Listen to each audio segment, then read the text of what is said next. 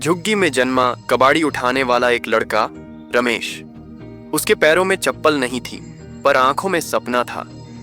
गरीबी हर दिन का दर्द बन चुकी थी, लेकिन उसके मन में एक ही आवाज थी, मैं हार नहीं मानूंगा। जब लोग स्कूल जाते, रमेश प्लास्टिक की बोतलें और अखबार चुनता। लोग कहते, इसका क्या बनेगा? पर रमेश के दिल में एक जिद थी, जज बनूंगा। शाम को माँ को चूल्हा जलाने में मदद करता, सुबह कबाड़ी उठाता और दिन के छोटे से हिस्से में स्कूल जाता। यूनिफॉर्म नहीं थी, किताबें पुरानी थीं, लेकिन जुनून नया था। रमेश हर पन्ने को ऐसे पढ़ता मानो उसमें उसका भविष्य छिपा हो। एक दिन मास्टर जी बोले, रमेश, तू अलग है, तू बहुत आगे जा सकता है। पहली बार किसी ने उस पर विश्वास जताया। रमेश ने कभी ट्यूशन नहीं लिया, ना कोई कोचिंग, ना इंटरनेट। उसका सबसे बड़ा हथियार था लगातार मेहनत। रात के अंधेरे में जब बस्ती में बिजली चली जाती, रमेश सड़क किनारे स्ट्रीट लाइट के नीचे बैठकर पढ़ता। लोग हंसते, जज बनेगा तू? लेकिन रमेश बस मुस्कुराता और फिर से पन्ना पलट देता। 10वीं के रिजल्ट वाले दिन सबका मुंह खुला का खुला रह गया। झुग्गी का रमेश टॉप 5 में था। उसने स्कूल के इतिहास में पहली बार 90% से अधिक अंक लाए। लेकिन घर में खुशी के साथ चिंता भी थी। आगे की पढ़ाई कौन करेगा? पैसा कहां से आएगा?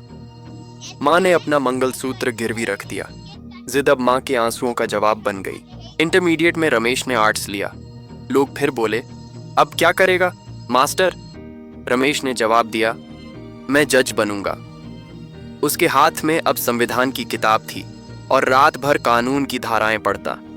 उसने एक डायरी बनाई थी जिसमें हर दिन लिखता, मैं किसी दिन जज बनूंगा, बस 1% भी पीछे नहीं हटना है। स्नातक के बाद LLB का फॉर्म भरना था, फीस 6000 रुपए।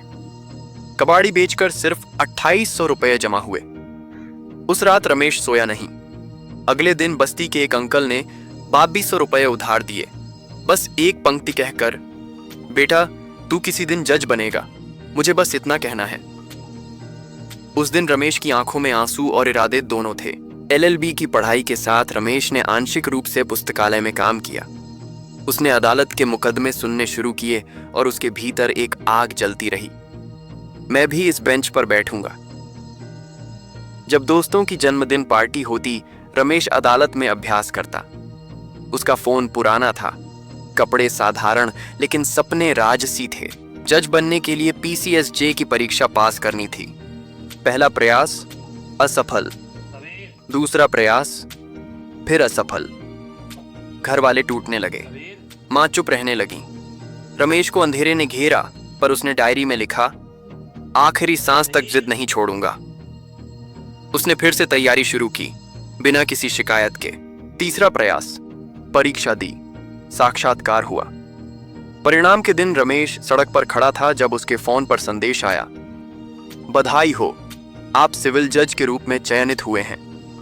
उस पल रमेश न चिल्लाया न रोया, बस जमीन पर बैठ गया। मां का चेहरा आंखों के सामने था।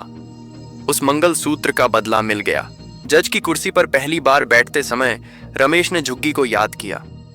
उसने कबाड़ी उठाने वाले दिन, स्ट्रीट लाइट के नीचे पड़ी रातें और मां के आंसुओं को याद किया। उसने दिल से कहा, मैं कभी भी सिर्फ नौकरी नहीं चाहता था, मैं इज्जत चाहता था, अपने लिए और मां के लिए। आज रमेश दूसरों के फैसले करता है। उसकी कलम कानून की इज्जत करती है। झुग्गी के बच्चे उसके कोर्ट के बाहर खड़े होते हैं और कहते हैं, सर, हमें आपके जैसा बनना है। रमेश सिर्फ एक जज नहीं, एक मिसाल बन चुका है। एक जिडी टॉपर जो हारने के बाद भी न हारा। मीडिया ने उस पर डॉक्यूमेंट्री बनाई, लोग सेमिनारों में बुलाने लगे। रमेश ने हर जगह एक ही बात कही, मैं टॉपर कब बना याद नहीं, पर मैं कब जिद्दी बना वो याद है। जब सबने मुझे छोड़ा, मैं खुद से जुड़ा। जिंदगी हर किसी को मौका देती है, लेकिन जिद उस मौके को जीत में बदलती है। रमेश ने एक ट्रस्ट बनाया, गरीब बच्चों के लिए छात्रवृत्ति। उसने कभी नहीं चाहा कि कोई और रमेश जैसा संघर्ष झेले। उसका कहना था, जिंदगी के हर हार के पल में एक चिंगारी छुपी होती है, बस उसे जिंदा रखने के लिए लगती है जिद और थोड़ा सा भरोसा अपने ऊपर। आज भी रमेश सुबह उठकर डायरी में लिखता है, जज बनना मेरी जिद थी, इंसान बनकर रहना मेरी जिम्मेदारी। जिद्दी लोग सिर्फ अपने सपने पूरे नहीं करते, वो औरों के लिए रास्ता बनाते हैं। अगर आपके पास कुछ भी नहीं है तो भी जिद होनी चाहिए, सपना देखने की और जीत कर दिखाने की। दोस्तों, अगर रमेश जैसी कहानी ने आपका दिल छू लिया तो एक वादा करो, अपनी हालत से हार नहीं मानोगे। जिडी टॉपर्स वही होते हैं जो गिरते हैं, टूटते हैं, लेकिन फिर भी खड़े होते हैं। वीडियो पसंद आया हो तो स्टोरी डेल को सब्सक्राइब करें और शेयर करें ताकि और भी जिद्दी सपने जागें।